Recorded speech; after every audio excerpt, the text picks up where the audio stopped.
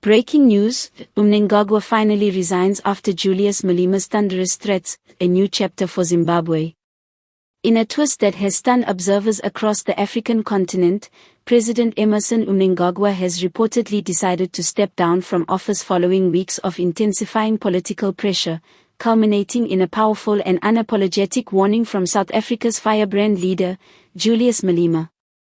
The tension that had been building between the two figures reached a boiling point, and now, in what analysts are calling one of the most shocking moments in Southern African political history, Mnangagwa has signaled his intention to resign.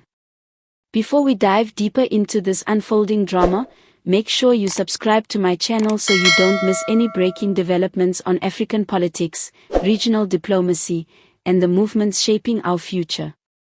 This is where we break it first, and tell it as it is. It all started with a series of bold statements from Julius Malema, who has become an unwavering voice for oppressed Zimbabweans and a fiery critic of ZANU-PF's long-standing grip on power. In multiple appearances and rallies, Malema accused President Mnangagwa of betraying the liberation ideals that Zimbabwe once stood for. With carefully chosen words, he warned the Zimbabwean leader that the days of political tyranny are over, demanding immediate reforms or a full exit from power. Malema's pressure didn't stop at mere speeches. According to insiders, the EFF leader had begun rallying youth activists, Pan-Africanist thinkers, and human rights groups to take coordinated peaceful action against the leadership in Zimbabwe. These growing efforts began resonating not only with citizens within Zimbabwe but also with powerful voices from the Southern African region. Under the weight of this political momentum, and after closed-door discussions with regional leaders and his own military commanders, President Mnangagwa finally made a dramatic announcement through a somber statement. He acknowledged that the voice of the people cannot be ignored, and that he had decided to step down for the sake of Zimbabwe's stability and unity.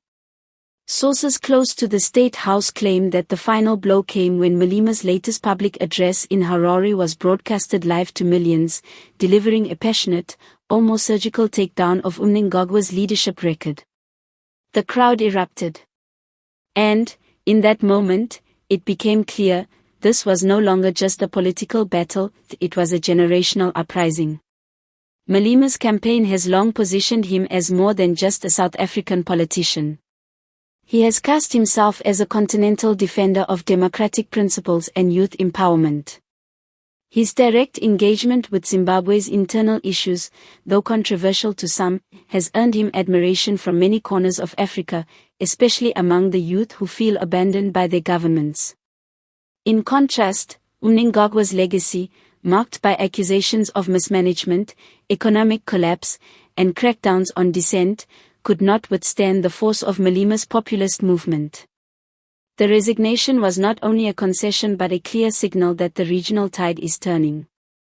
As Zimbabwe prepares for a transitional government and what could potentially be a fresh round of elections, many are now watching to see whether this new beginning will translate into lasting reform or simply another political reshuffle. One thing is certain, Malema's influence has reached an entirely new height.